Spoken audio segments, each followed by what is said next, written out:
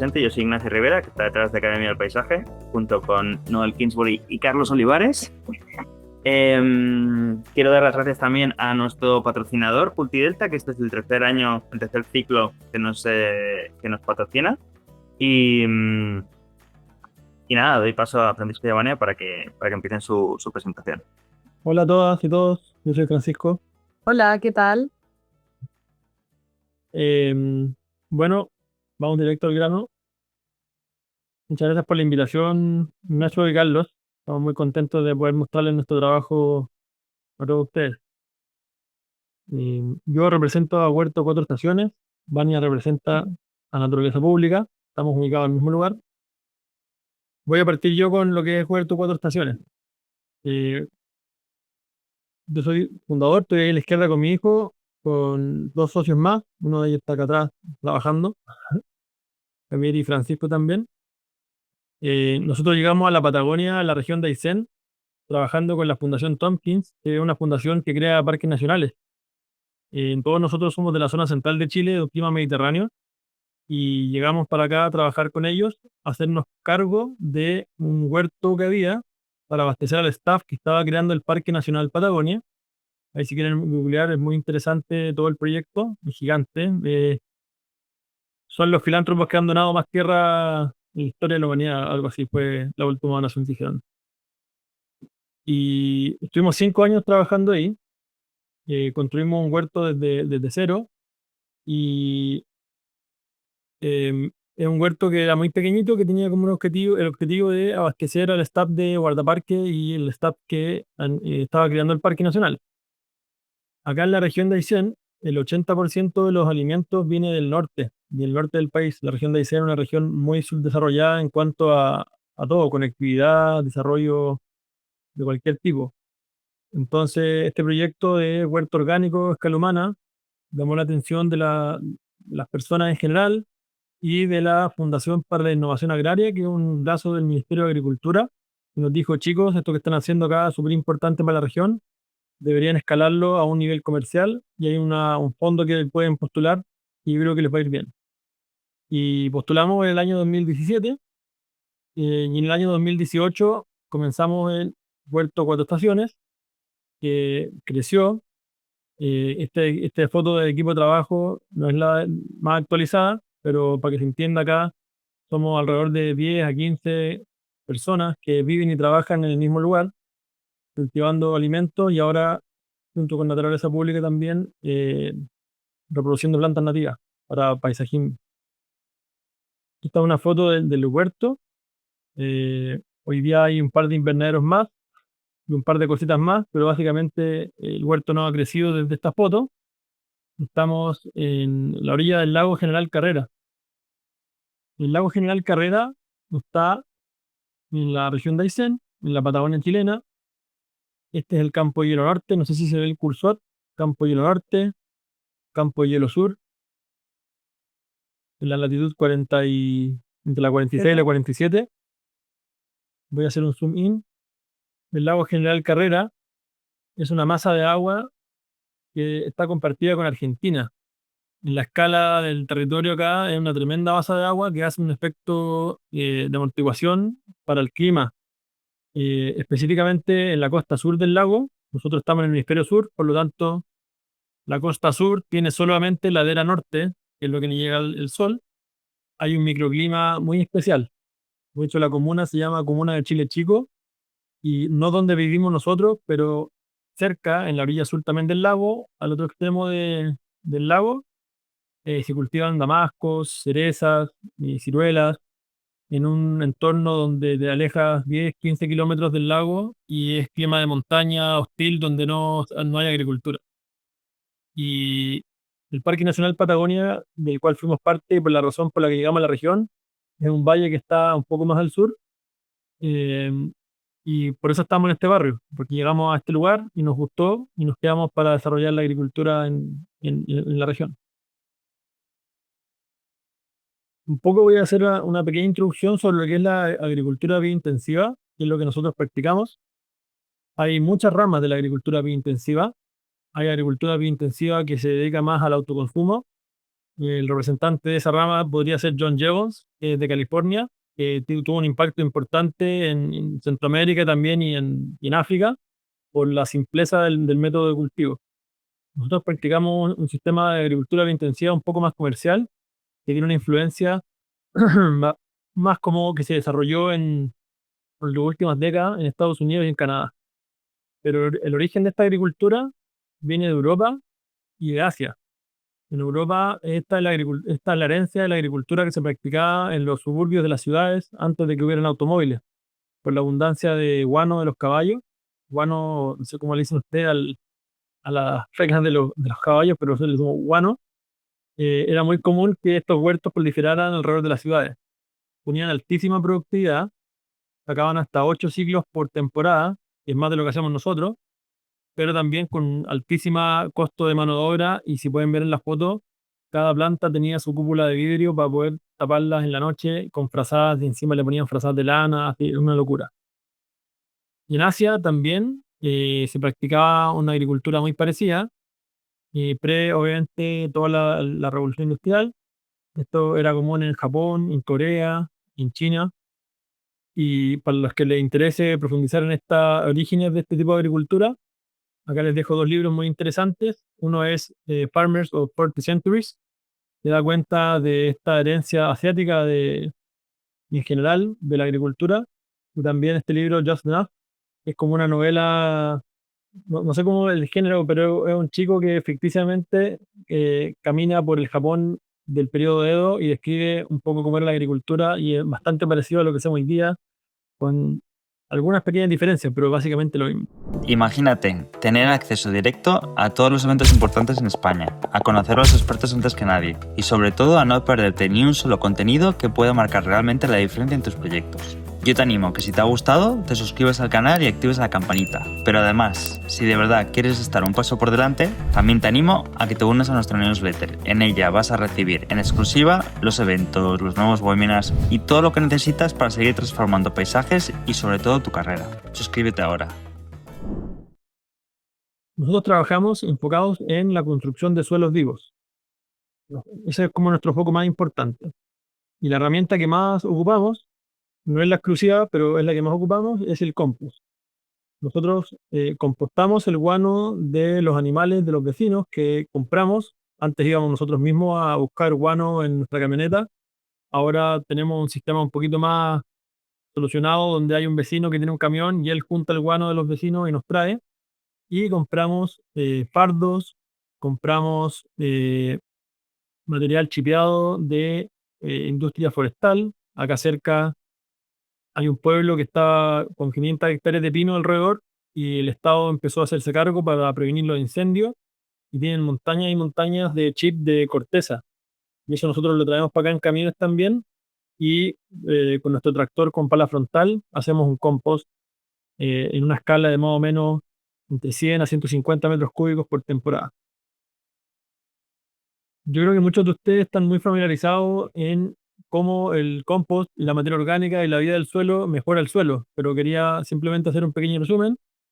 La vida del suelo, hongos y bacterias, al descomponer la materia orgánica, secretan una especie de pegamento que hace que el suelo se agregue en micro y macroagregados, mejorando la estructura del suelo al aumentar la capacidad del suelo de mover agua y aire, lo cual es vital tanto para la vida del suelo como para las raíces. Por otro lado, la materia orgánica tiene carga negativa, lo cual aumenta la capacidad de intercambio catiónico del suelo, que significa la retención de los nutrientes que tienen carga positiva, pues son muy importantes para el desarrollo de la hortaliza, y eso favorece ambas cosas y la misma vida del suelo, que vive y muere en un ritmo que ni siquiera nosotros somos capaces de entender. Todos los componentes de las bacterias, de los hongos, de las amebas, los nemátodos que viven en el suelo vivo, son fósforo, nitrógeno, potasio, calcio, que están disponibles en un nivel más o menos parejo a lo largo del tiempo. Tiene un esquema de cómo el aire y el agua se mueven en suelos que tienen micro y macroagregados. Esta tabla representa solamente el año 2018 al 2024. Todos los años hacemos análisis de suelo, un poco para que se hagan la idea también, porque no es solamente algo empírico, sino que también los números demuestran cómo ha ido mejorando el suelo. La materia orgánica, cuando llegamos, estaba en 2,8, hoy día está en 20%. El nitrógeno estaba en 29, hoy día está en 100. No sé si ustedes están familiarizados con los números, pero puse en colores con formato condicional que están relacionados con el rango ideal y muchos de ellos, la mayoría están sobre. Y esto pese a que sacamos toneladas y toneladas y toneladas de alimentos de este suelo cada año. Y eso es lo que para nosotros significa regenerar un suelo, que la tendencia del suelo va en mejora, siendo que sacamos toneladas y toneladas de alimentos. O sea, nosotros le estamos haciendo bien a este suelo. La agricultura biointensiva se caracteriza por ser a escala humana. Pese a que ocupamos herramientas, no son máquinas que trabajan de forma automática. Siempre tiene el toque humano que está detrás de la herramienta. En este caso, una sembradora de precisión coreana que nos permite sembrar y nos permite ahorrar labores muy demandantes de trabajo como el raleo. Cuando uno siembra a mano o con una sembradora de mala calidad, hay que ralear las semillas para que el calibre de las hortalizas salgan bien. Este tipo de herramienta nos permite ahorrarnos ese trabajo. Trabajamos con alta densidad.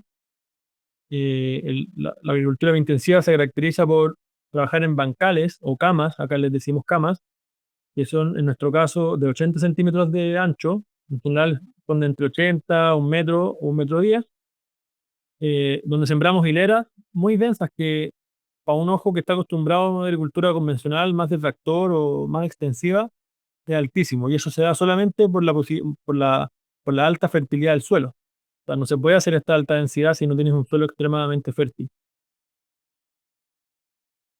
También se caracteriza por tener alta rotación. Entonces, se llama biointensivo, bio no por mi apellido, sino que por bio de biológico, de orgánico, y intensivo, yo por lo menos lo interpreto de dos maneras. Intensivo en la densidad física y también de la densidad en el tiempo, una alta rotación de cultivos. Nosotros logramos hacer en promedio 3 cultivos por temporada. Hay camas que reciben hasta 5, hay camas que reciben 1 o 2. En el caso de los cultivos que tienen más tiempo en las camas, como los tomates, por ejemplo, acelga o cale, bajan ese promedio, pero en general es un tipo de agricultura con altísima rotación. Y eso se logra con una planificación al detalle, eh, ya que el lunes y el martes se cosecha, el miércoles se limpia la cama y el miércoles en la tarde o el jueves ya hay otro cultivo en esa cama. No hay un concepto de descansar el suelo, no. Se pone compost, se trasplanta o se siembra directamente sobre la cama que el día anterior tenía un cultivo. Eso permite tener varias rotaciones en una misma temporada. Con estos cultivos, que son más de 20, abastecemos familias a través de canastas. Tenemos distintos puntos de feria en distintos pueblos de la región y abastecemos a restaurantes que nos eligen por la alta calidad y también por el servicio, que es como un poco más profesional que lo que acá se ve. Y los chefs están felices porque nuestros productos, yo lo atribuyo a la densidad nutricional también, ya que el suelo fértil hace que las plantas tengan mayor densidad en sus células, entonces son más resistentes al marchitamiento. Y eso sumado a que nosotros trabajamos con cadena de frío. Entonces cosechamos, se mete en agua fría, se va en un refrigerador, ahora está viajando en un camión refrigerado a la ciudad, llega a la ciudad a una bodega refrigerada y se entrega al cliente final un producto que está prácticamente cosechado hace unos minutos, pareciera que está completamente fresco. Como no es tan común este tipo de agricultura todavía en Chile, ojalá cada vez lo sea más, hay mucha gente que está interesada en probar. Entonces, restaurantes, hoteles en lugares remotos o personas que les gusta esto y les hace sentido, nos piden que los asesoremos en crear o mejorar sus huertos que ya existen. Entonces, el cliente nos llama, nos dice, oye, quiero hacer un huerto, tengo un lugar, como ese potrero de vacas al lado de un galpón. Nosotros le decimos, ya, pero la tierra no es lo más importante, tierra hay en todos lados, sobre todo un huerto pequeño no requiere mucha tierra. Media hectárea para un huerto como este es algo grande. Partimos del cliente para atrás. Le decimos, ¿a quién le quieres vender? Ah, tengo aquí, no sé, 5 restaurantes, hay tantas familias, etcétera. ¿Y a dónde están? Y esas personas se encuestan. encuestan y se les pregunta cuánto de cada producto van a consumir en la semana a lo largo del año, si es que le vendemos tú le decís un precio aproximado, para que no te digan que te compran 1000 y después te van a comprar 2. Y como tenemos los rendimientos, porque este método de agricultura está bastante estandarizado, es fácil para nosotros transformar la demanda proyectada en metros cuadrados cultivados en cada ciclo. Entonces, con eso hacemos un plan general, hacemos una planificación de cultivo con detalle. Esto se traduce en un huerto virtual que todavía está en etapa de proyecto. Obviamente ahí ya se puede dimensionar el nivel de inversión y gastos que va a tener, también los ingresos. Se hace un plan de negocio, se desarrollan las planimetrías, donde acá las chicas arquitectas nos dan el apoyo porque nosotros somos agrónomos y no tenemos la capacidad de hacer dibujos muy bonitos. Y se le presenta al cliente el proyecto de forma integral e incluso a veces lo acompañamos en el proceso de implementación, donde se encuentra incluso la persona que va a administrar el huerto y se trae para acá, se hace trabajar con nosotros 3 semanas, un mes, para que se acostumbre a la forma de trabajo y después se le acompaña durante un año o dos. Y eso es lo que hacemos nosotros acá en Huerto Coto Estaciones. Ahora le doy el pase a Vania para que explique qué es Gracias. lo que hacen ellos. Hola. Bueno, yo soy Vania y ahora vengo a representar a Naturaleza Pública. Bueno, nosotras en este contexto de huerto orgánico biointensivo partimos con Naturaleza Pública muy ligada desde la arquitectura. Con la Jesús, mi socia, las dos somos arquitectas, entonces estábamos tratando de valorizar la vegetación nativa, haciendo que las personas valoraran lo que tenía el entorno, pero muy desde la arquitectura, como siempre, qué se puede construir para que las personas puedan tener una mejor apreciación de la naturaleza.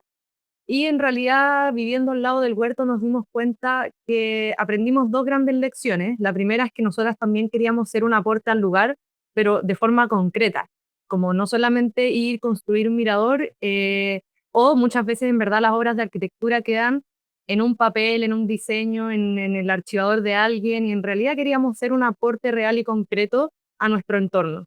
Y nuestro primer acercamiento fue que nos pidieron para Puerto Ingeniero Ibáñez, que es un pueblo también que es del lado General Carrera, que hiciéramos un plan maestro de áreas verdes.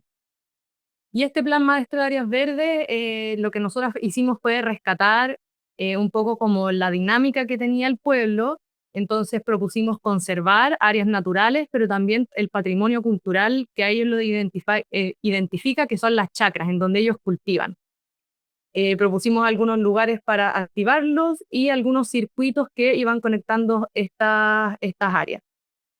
Y bueno, de eso resultaron una serie de 7 zonificaciones. Acá hay solamente 3 para ejemplificar, porque lo que quiero llegar es que este plan maestro tenía como una visión. Cada zonificación esperaba lograr un objetivo súper concreto de cómo queríamos que se vieran estos espacios.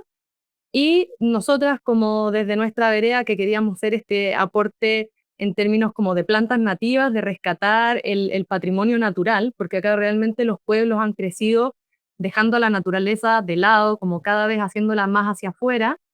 Nosotras queríamos devolverla al interior de los pueblos. Y en verdad nos dimos cuenta que esto nunca lo íbamos a poder llevar a cabo porque en la región no existen viveros de especies nativas. Y ahí fue como, bueno, nuestra segunda gran lección fue aprender a sembrar, igual que los chicos acá con sus hortalizas, pero nosotras con las especies nativas. Entonces decidimos tomar este desafío de crear el primer vivero de plantas nativas para poder hacer nuestros proyectos de paisajismo. Y para eso les voy a contar más o menos qué son las cosas que tenemos que hacer para lograr tener estas plantitas. Y lo primero es salir a explorar los distintos ecosistemas en la región de Aysén. La topografía es tan accidentada que hay una cantidad de microclimas impresionantes, una cantidad de especies impresionantes, y nosotros le hemos puesto harto énfasis a la estepa.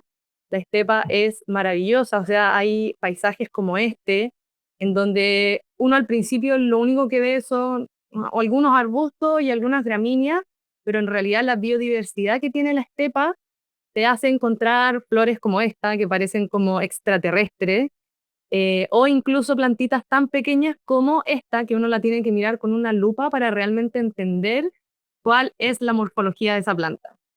Y esto nos empezó a alucinar porque en realidad es como poder elegir qué plantas queríamos producir, poder elegir qué colores, qué paleta queríamos utilizar, y empezamos a recolectar sus semillas, porque en realidad esta era la única manera de llevárnoslas a casa, por así decirlo.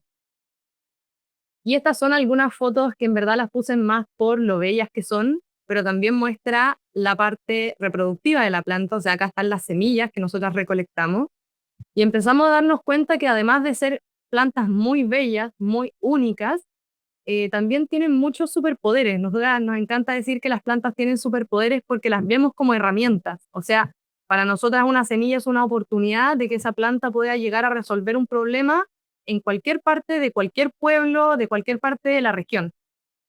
Y estas, bueno, son algunas semillas que nosotras, bueno, nos traemos acá a nuestro vivero, las limpiamos y tenemos que empezar a propagarlas.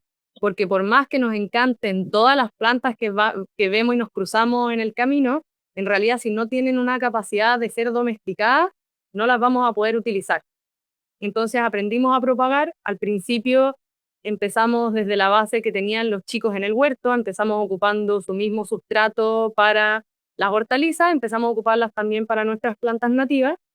Algunas resultaron súper bien, también nos dimos cuenta que algunas se podían hacer por división, y en realidad todo lo que sabemos ha sido a pura prueba y error, o utilizando el sustrato de los chicos. En algunas plantas funcionaba muy bien y en otras nos pasó, especialmente en las plantas de la estepa, que germinaban y luego de un par de semanas se les pudría el cuello. Entonces empezamos a utilizar arena. Y eso solamente para reforzar la idea de que de repente a nosotros se nos olvida volver a mirar cómo se dan las plantas en la naturaleza, de forma natural, y nos equivocamos mucho porque se nos olvida eso pensando en el producto final.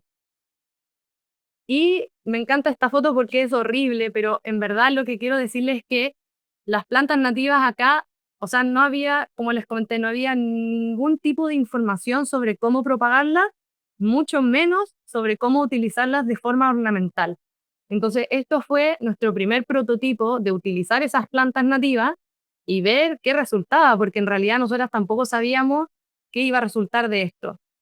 Sí adoptamos algunas cosas del huerto, como por ejemplo que está la construcción de 3 camas, entre medio este ground cover como que nos servía de pasillos para poder ir visitando, para poder ir midiendo, observando. Al fondo se puede ver toda la ruma de pasto que sacamos los primeros 5 o 10 centímetros de pasto para evitar esa presión de maleza, y así resultó en junio del 2023, y yo ahora lo veo, digo, horrible. Pero ocupamos, en total eran 30 metros cuadrados de paisajismo, con una densidad como de 3, algunas zonas de 4 plantas por metro cuadrado, y así resultó en diciembre del 2024, hace un par de meses. Las plantas están gigantescas, hermosas, al menos a mí me encanta, y lo que más me gusta es que para mí es como la primera versión del paisajismo patagónico, como que es 100% con plantas de acá, es como un paisajismo súper identitario, y es lo que es lo primero que les muestro a las personas que vienen acá a visitarnos al vivero, para decirles, oye, con las plantas de acá se pueden hacer cosas hermosas. Y al principio esto nosotros lo tomamos como un prototipo de jardín ornamental, pero de a poco nos hemos ido dando cuenta que también es un jardín súper productivo. Nosotras, como mostró Pancho al principio, está este lago gigantesco que nosotras teníamos que ir a recolectar semillas en torno a todo el lago, que eso significan viajes de 500, 600 kilómetros, y muchas veces uno llega al lugar y las semillas ya se fueron o están verdes y uno no puede recolectar. Entonces, esa es una dificultad muy grande, no hay disponibilidad de semillas si es que uno no está dando vueltas en el territorio. Entonces, esto para nosotros significó una oportunidad de también crear un jardín productivo. También lo que más nos alucina es crear nuevas combinaciones, nuevos colores, nuevas tonalidades, nuevas texturas, cosas que yo al menos nunca he visto en ningún otro paisajismo. Y volviendo un poco atrás, esto fue diciembre del 2023. Voy a hacer una comparación de plantas para que le pongan mucho ojo a todas. porque así ya habían prendido las plantas, habían crecido su primera temporada, estaban bien, pero hoy en día se encuentran así. Entonces realmente pasó de ser un jardín ornamental a funcionar como un jardín productor de semillas que nos sirve para nosotras ahora hacer plantas en el vivero. Y bueno, tiene un potencial de atracción de polinizadores gigantesco. O sea, claramente estas especies nativas han evolucionado miles de años con los insectos de acá. En la región hubo una crisis tremenda sobre falta de polinizadores, en la que se tuvo que introducir polinizadores de afuera, que empezaron a sacar un poco a las abejas nativas, y en realidad todavía no sigue funcionando muy bien en huertos que son frutales. El tema de la polinización es un temazo, y en realidad acá hay una solución súper clara: utilizar plantas nativas. O sea, les podría mandar un montón de videos y de fotos en donde estas plantas se llenan de abejas, abejorros, moscas, mosquitas, de todo tipo. Y ya para ir cerrando, esto es como es como funciona nuestro vivero. En realidad nosotras vamos, como les comentaba, en torno a todo el lago, recolectando semillas, pero también recolectamos relatos, historias, saberes. Nos apasiona mucho cómo las plantas, cómo las personas se aproximaban a las plantas, cómo las utilizaban como una forma de enganche con los nuevos habitantes de estos pueblos. Decirle, oye, sí, esta planta es bonita, pero también te sirve, es medicina, como qué otras propiedades tiene que a las personas les llama mucho la atención eso. Y todos estos saberes, todas estas semillas vienen a nuestro vivero. Nosotras nos gusta pensar que nuestro vivero es como una maquinita que produce plantas, pero también produce proyectos. Entonces, con esos proyectos, nosotras nos permite sacar esas plantitas y devolverlas a los distintos pueblos para que las personas puedan ver no solamente esta belleza, sino también cómo pueden ser utilizadas. Y este es solo un ejemplo, que voy a dar un pequeño ejemplo porque después vamos a lanzar otra charla con estos chicos, así que ahí voy a poder dar más detalles de cómo son nuestros proyectos comunitarios. Pero este fue un jardín infantil que nosotras plantamos hace 3 meses. O sea, esas fotos son plantitas que crecieron en solo 3 meses. Está hermoso, gigante. Les voy a seguir mostrando más fotos ahí más adelante, pero solamente para que ustedes sepan de que en verdad lo que más nos importa poder entregar es cómo desde explorar los ecosistemas, al final terminan en lugares súper potentes, en donde son una oportunidad, en donde son un aporte, ya sea desde jardines infantiles, hospitales, como jardines sanadores, áreas verdes de los pueblos, etcétera, etcétera. Así que eso, muchas gracias. Hay una cosa que me ha gustado mucho, Vania, que has explicado tú, que has explicado antes cuando lo hemos revisado nosotros internamente la presentación, que no has dicho esta vez, que me gustaría que hablases porque me ha parecido súper interesante, que era un poco, cuando has sacado la foto de imagen esta de los polinizadores,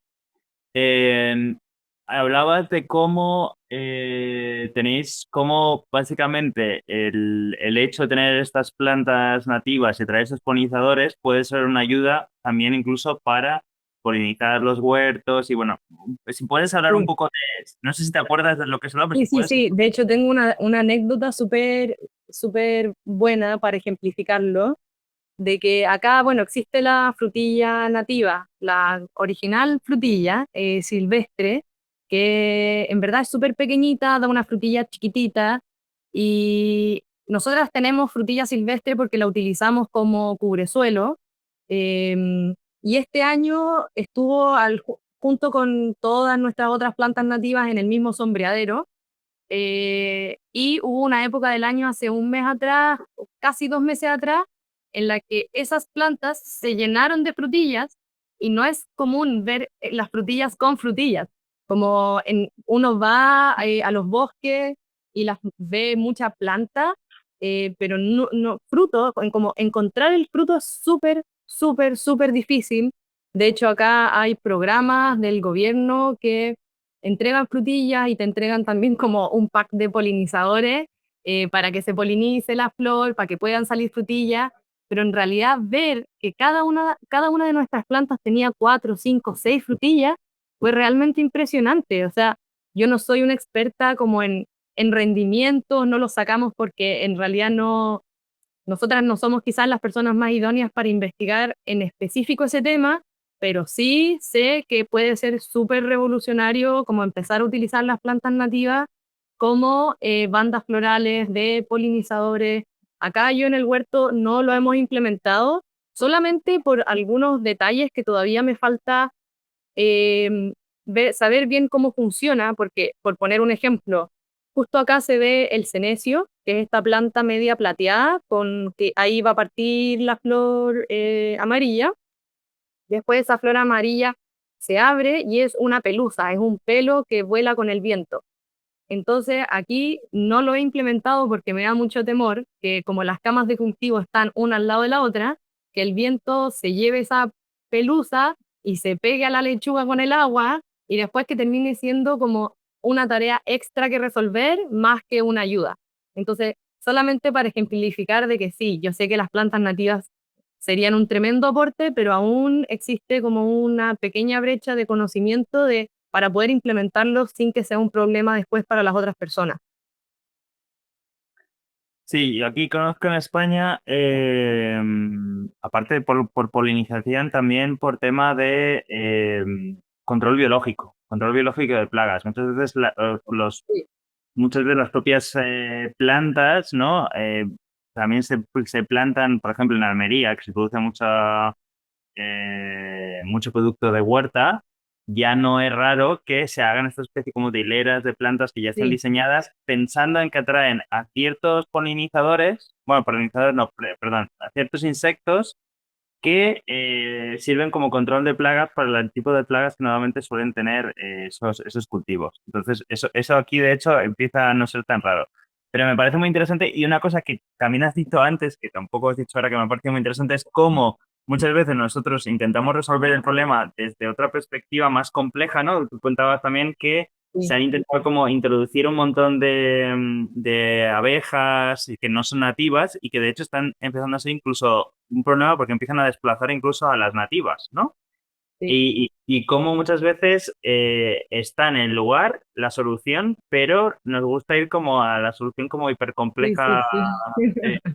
Eso me ha parecido súper, súper Mira, de interesante. hecho, está súper bueno porque retomando un poco lo que decía de que nos gusta decir que las plantas tienen superpoderes, eh, es por eso, es porque en realidad hay muchos espacios de oportunidad que nosotras vemos que pueden ser como solucionados con plantas y no con soluciones súper ingenieriles que finalmente traen después otros problemas.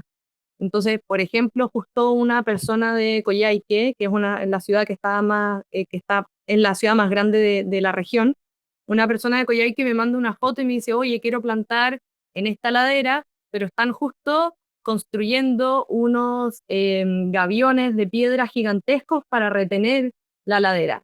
Yo le decía, qué impresionante cómo en realidad pues, acá todavía no se ve que las plantas sean una solución, porque en realidad plantas que agarran laderas, hay millones. O sea, nosotras haciendo todo este trabajo con plantas, observando la naturaleza, hay muchas que se dan arriba de la roca y generan una cantidad de raíces impresionante. O sea, yo podría asegurar de que es una solución súper viable y mucho más amigable con el entorno. O sea, ¿para qué decir la cantidad de agua que retiene, que infiltra, que mejora el suelo, que mejora también incluso como la belleza de los espacios? Como que también es algo súper importante. Alejandra Levy preguntaba, hola, desde Cerro Castillo quisiera saber si también están haciendo reproducción de árboles nativos para reforestar. Sí, sí, también tenemos especies, árboles, arbustos, herbáceas, gramíneas, cubresuelos, tenemos de todo un poquito. Nosotras no trabajamos tanto con el concepto de reforestar, porque creemos que en verdad hay que regenerar los ecosistemas y hay veces en que un suelo necesita que primero aparezcan las gramíneas, las herbáceas, que es como la primera parte de la sucesión ecológica, antes de entrar fuerte con los árboles. Entonces, solamente para puntualizar, como si tenemos especies de árboles, pero también es importante ir evaluando caso a caso porque en realidad la reforestación solo con árboles a nosotras por lo menos no trabajamos de esa manera. De hecho, mira, hemos tenido un grupo, un curso que veo que aquí algunas caras que han estado, yo creo, en el curso de Cristóbal Elgueta de comunidades vegetales. Y Cristóbal precisamente hablaba de que uno de los grandes fallos muchas veces en la reforestación es irte a árboles de etapas como ya de evolucionadas, ¿no? De ecosistemas, o sea, elegir esas especies, pero plantando en un terreno en un terreno que igual está baldío y que no hay nada. Y normalmente suelen fallar. O sea, lo que suele ser un gasto de dinero y no suele funcionar la mayor parte de las veces. Esto es súper interesante que muchas veces nos olvidamos que para conseguir el resultado final también necesitamos hacer algún tipo de paso intermedio para llegar a ese estado donde de forma natural se desarrollan esos árboles y que muchos de esos árboles necesitan cierta protección o ciertas cosas en su crecimiento que no se pueden hacer así simplemente plantándolos solos. Entonces, esto es una cosa que me parecía muy interesante. Así que ya que lo he dejado caer, también lo digo. Em, vale, Patricia Nieto te ha dejado también, bueno, se ha dejado también una pregunta. Para los jardines, ¿qué manejo tienen los jardines nativos? ¿Necesitan conocimientos específicos para su mantención? Em, yo, o sea, bueno, un poco antes, nosotras igual trabajamos con la idea de ojalá hacer jardines que no requieran tanta mantención, como idealmente lo que yo siempre digo, y esto es como una apreciación muy personal, es que a mí me encanta disfrutar del jardín, pero no me gusta ser una esclava del jardín, que eso signifique estar como regando todo el tiempo, o podando, o limpiando, o cortando las varas secas. Por lo tanto, nosotros hemos trabajado, las plantas nativas se mantienen prácticamente solas si ya están acostumbradas a este entorno, pero sí hemos ido aprendiendo a manejar algunas, como por ejemplo el cenecio que está ahí. Se comporta, si es que uno le da un régimen hídrico muy alto y tiene mucha agua, sobrecrece, se empieza a poner leñosa, por lo tanto uno la puede podar y rebrota perfecto. Entonces sí hemos aprendido a manejar varias especies, pero trabajamos desde el concepto de que ojalá cuando nosotros hacemos jardines, ojalá uno los pueda disfrutar y puntualizar ciertas cosas, pero no hacer un gran trabajo de ir como irle jardineando tanto, sino que tenga un aspecto mucho más natural. Antes de dar paso a María, también voy a decir una cosa con respecto a esto. Me parece súper interesante que hay un error de base también que veo bastante en común por parte de clientes muchas veces que piensan que los jardines de césped tienen menos mantenimiento que estos que ven como más naturalistas, más salvajes. Y es todo lo contrario. El césped requiere mucho más. O sea, una lámina de césped, o sea, si tú tienes un jardín donde solamente hay césped, aparte de, por supuesto, ser mucho biodiverso, eso dado por hecho, pero aparte de eso, el mantenimiento es brutal en comparación a uno de estos jardines. Que estas son las cosas que la gente confunde. Lo ven como muy salvaje o lo ven como muy natural y se piensan que va a ser un esfuerzo brutal.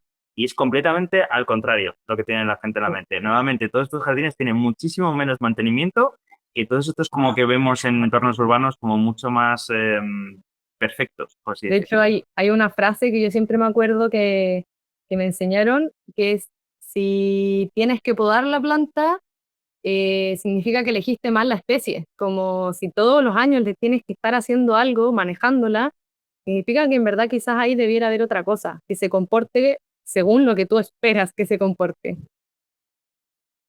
Ok, María, te doy paso para que acuérdate de encender tu micro. ¿Ahora se escucha? Sí, Vale. Bueno, Ignacio, muchísimas gracias por traer proyectos tan chulos aquí a Academia del Paisaje. Y bueno, más que bueno, sí, pregunta, reflexión, era para Vania, ¿no? Me parece súper inspirador el proyecto vuestro. Yo estoy en un proyecto con alguna conexión, ¿no? Parecido, también es un proyecto de un vivero de planta autóctona de mujeres en el que vamos a trabajar solo mujeres y trabajarán mujeres con un programa de inserción laboral para mujeres en situación de vulnerabilidad y vamos a trabajar, bueno, el desarrollo emocional y personal de esas mujeres con el proceso de germinación y de producción en el vivero. Entonces, bueno, para mí eran un poco unas preguntas así prácticas, ¿no? De, bueno, cuántas hectáreas de producción tenéis, cuántas personas estáis trabajando, un poco así en el modus o las operaciones diarias, así que trabajáis, o cuando salís a por semillas, por ejemplo, cuánto tiempo, esfuerzo os lleva, un poco.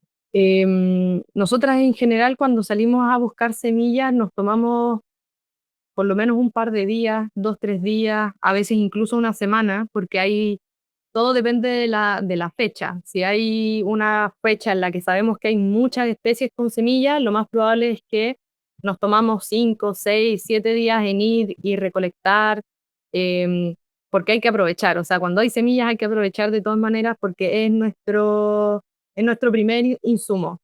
En el vivero, a cargo del vivero, como haciendo las labores manuales, hay una persona. Nosotras somos 3 en el equipo. Una persona a cargo de todas las labores y tenemos alrededor de, en este minuto, un poco más de 6.000 plantas. Hay algunas que están germinando ahora, entonces por eso no tengo el número exacto, pero de todas maneras más de 6.000 plantas. Em, y nosotras como infraestructura tenemos un Caterpillar, que es un invernadero chiquitito, que mide 4,5 metros por 15, y después tenemos un sombreadero de 15 metros por 15 metros. Y en realidad yo creo que, bueno, si el proyecto del vivero en realidad se sustenta a través del trabajo de estas mujeres y no es tanto que van a salir a vender o que van a hacer proyectos, está bien quizás para partir ese tipo de números, sino yo creo que la manera en que lo hacen los chicos acá en el huerto, como está estudio un poco previo de quiénes van a ser los clientes o qué tipo de proyecto, y después partir hacia atrás, entonces qué plantas necesito, cuántas plantas necesito, cuánto espacio necesito para esas plantas, uno va haciendo el trabajo hacia atrás.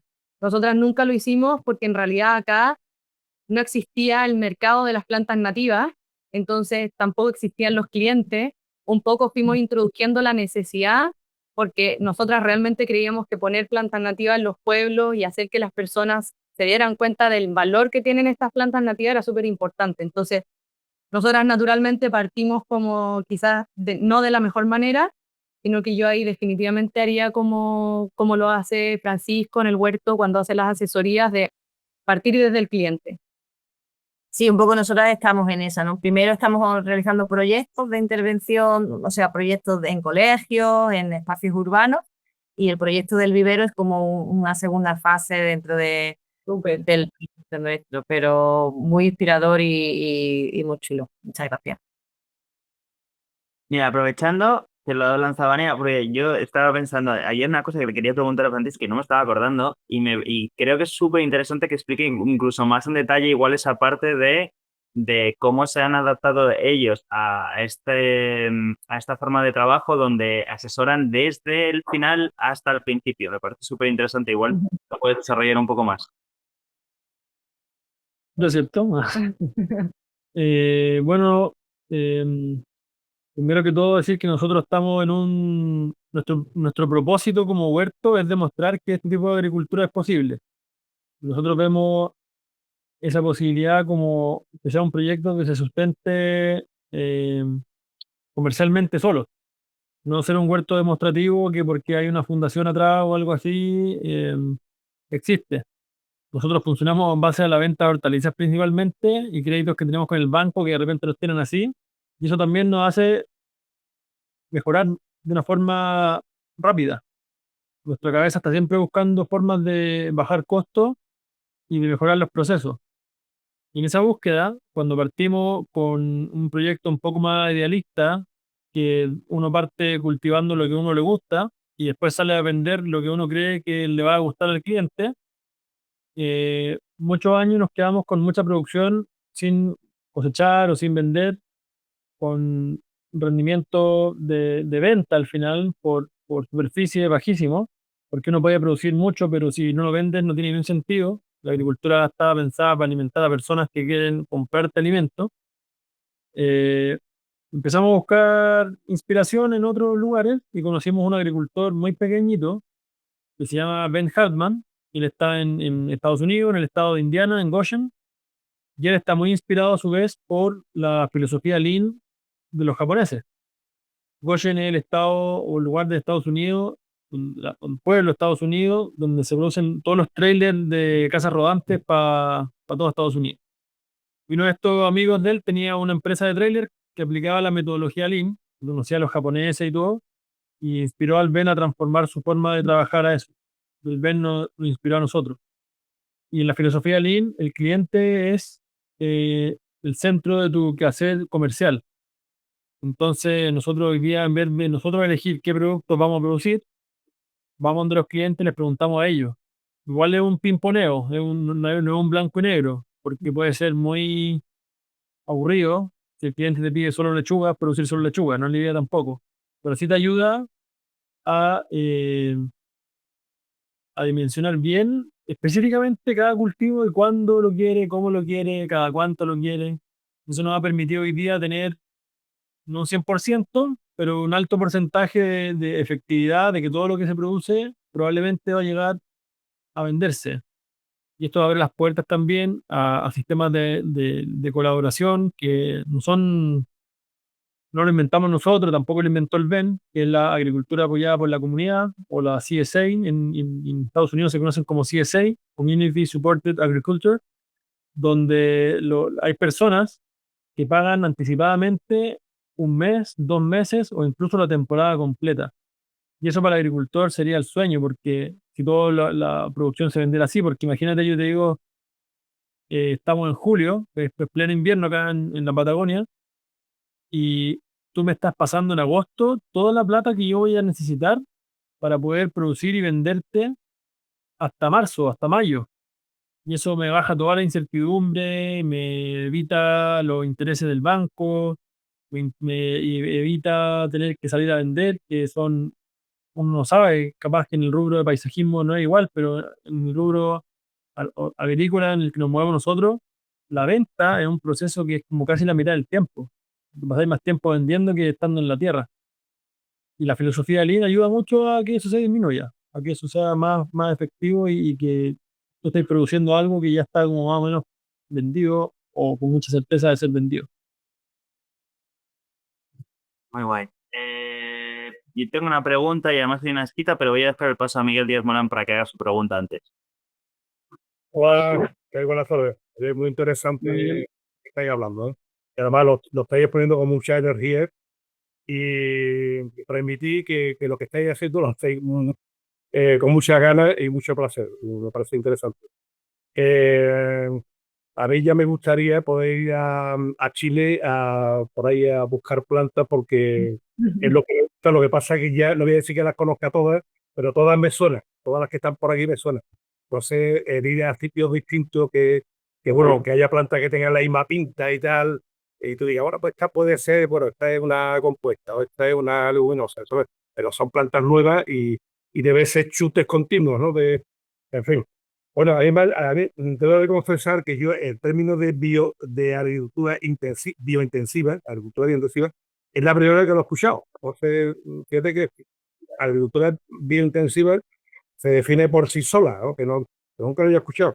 ¿Eso tiene algo que ver con la agricultura ecológica o tiene connotaciones con la agricultura ecológica en cuanto eh, al manejo? Bueno, la agricultura ecológica es más extensiva quizás, pero en cuanto al manejo, en cuanto a las plagas, en cuanto a la utilización de pesticidas, otra cosa, aquí la agricultura ecológica, en el caso de que la agricultura ecológica aquí en España está ya muy regularizada. Quiero decir que si tú quieres producir el ecológico, tú tienes que dar de alta el ecológico, hay unos protocolos, unas normas que tienes que cumplir, te dicen qué producto puedes utilizar, qué no.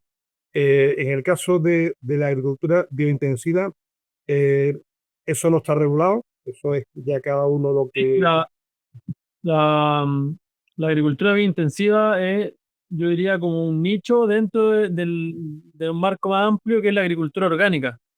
Acá en Sudamérica, nosotros en Chile tenemos muchos tratados por Estados Unidos, entonces nos regimos básicamente por las leyes de los estadounidenses. El concepto acá se maneja orgánico. Y hay una certificación que se llama certificación orgánica. Y también está normada, hay protocolos, están basados en la exportación, ¿cierto? Nosotros no exportamos nuestros productos, pero hay dos como áreas que obviamente se traslapan. Nosotros como Huerto Cuatro Estaciones no estamos certificados, pero todo lo que hacemos podría ser fácilmente certificable. Como vendemos al consumidor directamente, no necesitamos un ente certificador que diga, oye, ellos lo están haciendo así, porque nosotros vamos a la feria y literalmente le pasamos la caja en la mano al cliente y me conoce, y conoce a mi hijo y sabe que lo hacemos de una forma orgánica. Hay algunos que son más curiosos y me preguntan cómo y otros que les da lo mismo, porque confían en mí. Entonces, yo diría que hay un sinónimo entre lo que ustedes entienden como agroecológico y que lo que acá se entiende como orgánico.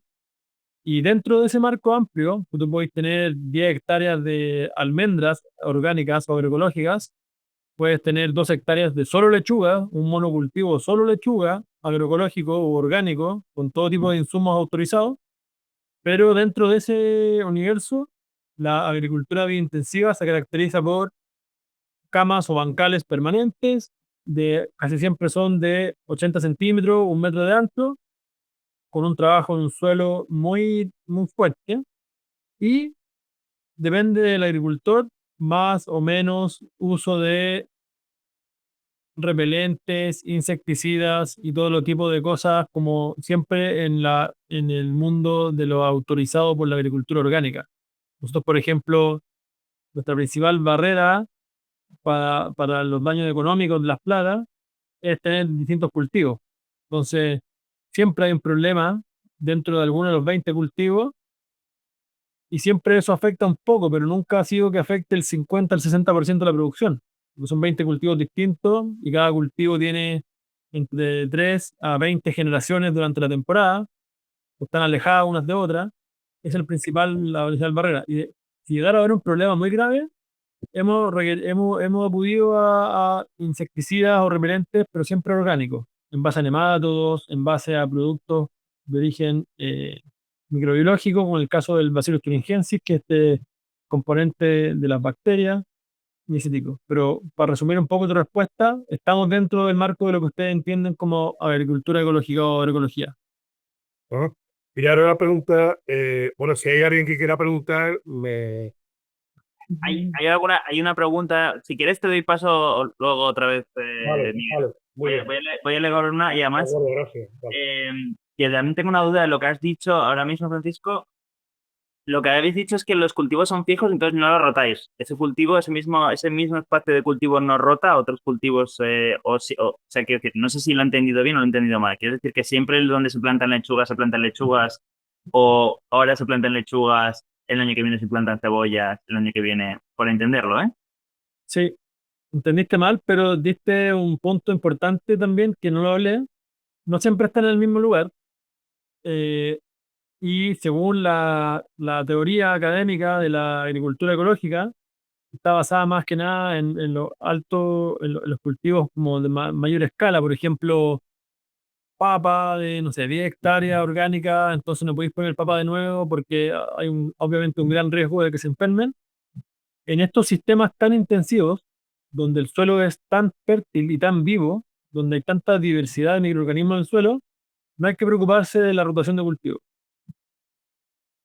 Entonces nosotros no es que planifiquemos que porque hubo lechuga, mañana hay zanahoria y mañana hay no sé qué. Antes pensábamos que se podía y en un momento eso empezó a ser como un obstáculo mental de poder poner la cuestión donde estaba libre el espacio y empezamos a no preocuparnos nomás. La verdad es que no pasa nada en nuestro contexto. Muy guay. Vale, la pregunta que te había escrito antes Pablo Expósito decía, buenas, pregunta para Francisco, ¿qué tipo de riego utilizáis en la huerta? Impresionante los resultados de mejora del suelo, gracias por compartirlo. Gracias por mucho esfuerzo de poner compost en cantidades importantes cada año. Nosotros acá, en este lugar específicamente, el clima en la temporada de crecimiento es más tirado para seco, donde la humedad relativa puede llegar en meses de verano a 27%, 30%, y en general las hortalizas que cultivamos les gusta un rango de humedad relativa de 40% a 70%. Por lo tanto, viene muy bien en nuestro sistema, en nuestro clima, riego por aspersor, para aumentar un poco la humedad del ambiente, sobre todo en el verano. Eh, Además, tenemos cultivos que no les gusta que le mojen mucho la hoja, por ejemplo, los tomates. Oh, perdón. Por ejemplo, los tomates, las papas, albahaca, no le carga que le mojen la hoja a la albahaca. Tenemos cultivos brocoteros en esos casos. Eh, Hay otros huertos, como por ejemplo en Puerto Ibáñez, donde mencionó Vania, donde comenzaron, que es muy cerca de acá, es el mismo sistema, las mismas condiciones climáticas, excepto que tienen mucho más viento que nosotros. Por lo tanto, ahí se limita y es solo gotero, porque el viento se lleva el agua de las aspersores y es imposible tener riego por aspersor. Y en otros casos, un poco para generalizar y no creas que siempre es así en un lugar, en lugares húmedos es mejor tener riego por gotero para no aumentar aún más la humedad relativa y eso puede tener problemas de enfermedades a las plantas que están muy densas. Por lo tanto, el flujo de aire no siempre es el óptimo en las camas de cultivo, en los cultivos que son un poco más altos, como en la lechuga, por ejemplo, que se meten babosas y empiezan a pasar este tipo de problemas. Vale. Yo, aprovechando que es lo de los cultivos de alta densidad, es una pregunta que tenía yo apuntada de antes, que es la que quería haber lanzado. Si puedes explicar un poco más esto de los cultivos de alta densidad, porque lo que yo te decía también en el ensayo es que me llama la atención, ¿no? Como que normalmente estamos acostumbrados a que los cultivos en general no tienden a ser alta densidad y me has dado una muy buena explicación y también me ha parecido muy interesante si puedes dar un poco más como una explicación que me has dado antes. Eh, bueno, yo como así, yo hace 10 años o más que 10 años que estoy metido en este tipo de agricultura, entonces estoy un poquito desconectado del otro tipo de agricultura. No soy el más referente para poder comparar. Tampoco me sé los venenos, los nombres de los venenos ni nada, como eso es muy, muy pasado para mí el tema de tiempos de universidad. Pero entiendo que en los sistemas convencionales, como son de mayor escala, hay maquinaria involucrada en el proceso mismo de producción, de deshierve y todo, entonces el tractor tiene que pasar por algún lado. Y eso te obliga a dejar espacio más grande entre las plantas. Y además, como te dije antes, nuestra estándar de fertilidad de suelo está muy por sobre lo que se entiende como un suelo fértil. O sea, en la agricultura convencional, un suelo fértil te dicen de 5% de materia orgánica, tanto de nitrógeno, tanto de fósforo. El nosotros es mucho más alto. Entonces también como que estamos hablando otro lenguaje de lo que es un suelo fértil y lo que puede producir un suelo fértil. Y la alta densidad se puede porque el suelo es así de fértil.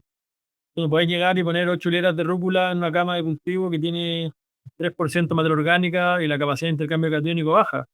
Las plantas van a germinar y van a estar tan apretadas entre ellas que van a competir por nutrientes y van a florecer o tener muy mala calidad, amarga, la hoja es peluda, etcétera, síntomas de floración, que no van a ser un producto que nadie te va a comprar. Ok, dejo a Miguel que haga más preguntas. Vale, muchas gracias. Mira, quería preguntar, el lago del General Carreras, ¿no? Sí. Ujú. Ahí es donde estáis los dos, porque no he entendido bien, Sí, muy bien por qué zona, ¿no? sí, sí. Vale, pues claro, me había hablado también de que a 10 kilómetros resulta que ya está la sierra y hace mucho más frío, ¿no? O sea que es un clima especial y tal. En la zona donde estáis vosotros, sobre todo de esta Bania, ¿no? Sí.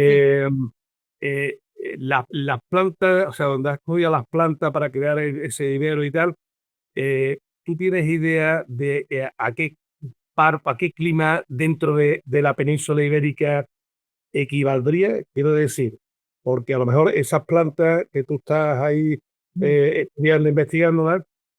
Si tú hicieses un libro, una publicación, una especie de, no sé, de redacción y tal, pues a lo mejor pues, vendría bien para algunas de nuestras zonas para irlas incorporando. O sea, Sí, de todas maneras, pues yo creo que es más al norte. ¿Tú te manejáis mejor con Sí, los...?